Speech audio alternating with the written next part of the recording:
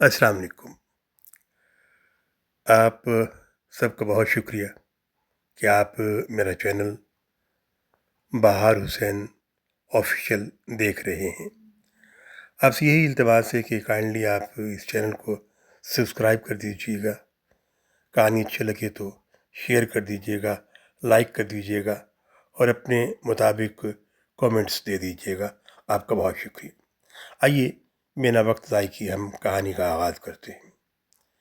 یہ کہانی ایک ایسے جانور کی ہے جسے ہم خونخوار کہتے ہیں، وحشی کہتے ہیں، یعنی ایک جنگل کے بادشاہ کی کہانی ہے اور ایک دلہن کی کہانی ہے۔ کہانی کا آغاز کچھ اس طرح سے ہے کہ وہ رات ایک ایسی خوفناک رات تھی کہ جس رات چاند بھی خوف سے بادلوں میں چھپ گیا تھا۔ ریگستان کے بیچوں بیچ ایک پرانا جنگل تھا، ایسا جنگل جہاں دن کے وقت بھی سورج زمین تک پہنچنے سے ڈرتا تھا۔ اسی جنگل کے راستے میں ایک دلہن کا قافلہ گزر رہا تھا۔ ڈھول بجانے والے ڈھول بجا رہے تھے، جھومر ڈالنے والے جھوم رہے تھے، لیکن اچانک ڈھول کی آوازیں مدھم پڑ گئیں، جیسے کوئی ان پر ماتم کی چادر ڈال چکا ہو۔ نئی نویلی دلہن سرخ جوڑے میں ملبوس پالکی میں بیٹھی بار بار پسینہ صاف کر رہی۔ اسے محسوس ہو رہا ہے کہ کوئی ہے جو اسے مسلسل دیکھ رہا ہے، دیکھے جا رہا ہے، دیکھے جا رہا ہے۔ اچانک ہوا رک گئی، درختوں نے سرسراہٹ بند کر دی اور پھر ایک خوفناک چیخ کی آواز، دھاڑ کی آواز جو ہے وہ سماعتوں سے ٹکرائی۔ یہ آواز نہیں، یہ اعلان موت تھا۔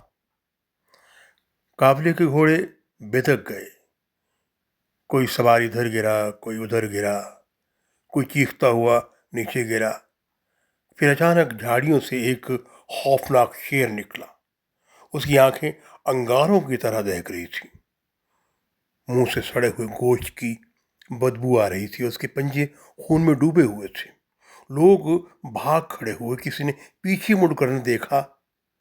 پالکی زمین پہ الٹ گئی، دلہن مٹی پر گری، اس کی چوڑیاں ٹوٹی اور آوازیں، ٹوٹی ہوئی چوڑیوں کی آواز جنگل میں پھیل گئی۔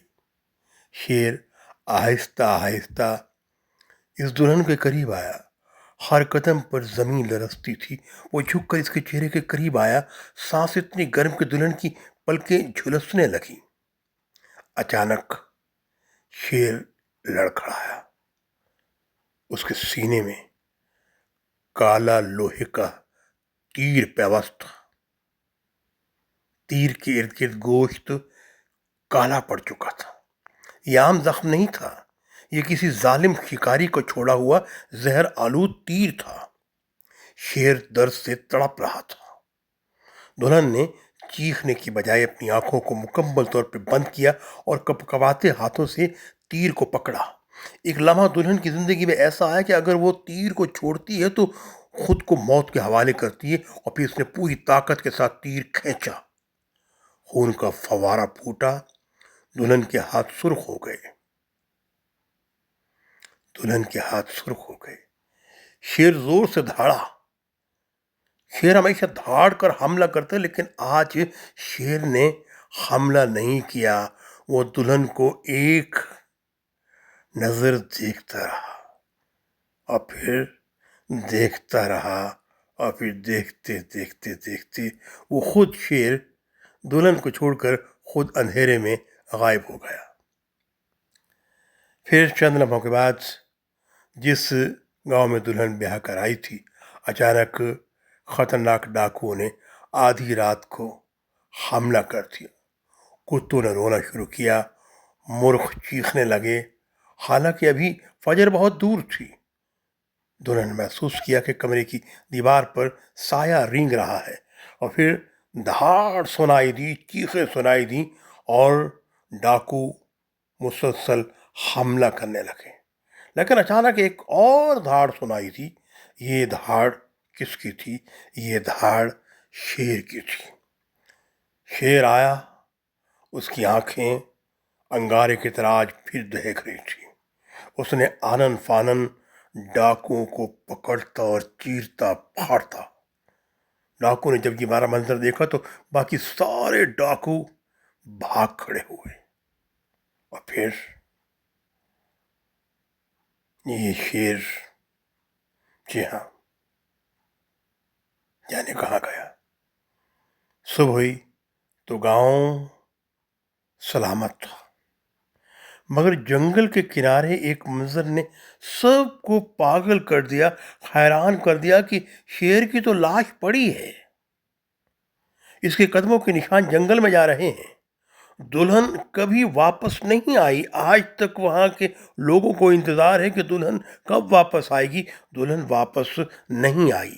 آج بھی اگر کوئی نئی نویلی دلہن اس جنگل کے راستے سے گزرتی ہے تو رات کو ایک دھاڑ سنائی دیتی ہے، دھاڑ سنائی دیتی ہے۔ ایک شیر، سرخ دوپٹہ، اندھیرے میں غائب ہو جاتے ہیں۔ یہ محترم سامعین، یہ تھی آج کی کہانی۔ آپ کو اچھی لگے تو کائنڈلی آپ سے گزارش ہے اسے شیئر کیجیے گا، میرے چینل کو سبسکرائب کر دیجیے گا۔ یہ آپ کی محبت سے، آپ کا پیار ہے، اور ان شاء اللہ تعالیٰ بہت جلد، بلکہ ہر روز ہی ایک نئی کہانی کے ساتھ، نئی پوئٹری کے ساتھ آپ کی خدمت میں حاضر ہوتا رہوں گا، اور آپ یوں ہی میرے یوٹیوب چینل کو دیکھتے رہیں گے، اپنے کامنٹس دیتے رہیں گے، اسے پسند کرتے رہیں گے، سبسکرائب کریں گے، اور یوں ایک سلسلہ جو محبت کا ہے، آپ کا میرا، جو کہ ریڈیو پاکستان اور پھر مست ایف ایم سے کنٹینیو ہے، یہ سلسلہ زندگی کی آخری سانس تک آپ کے ساتھ جڑا رہے گا۔ مجھے امید ہے کہ آپ فیڈ بیک کے طور پر اپنے کومنٹس سے مجھے ضرور نوازیں گے، تاکہ میں اور آپ کے لیے بہترین کہانی پیش کروں۔ اللہ حافظ۔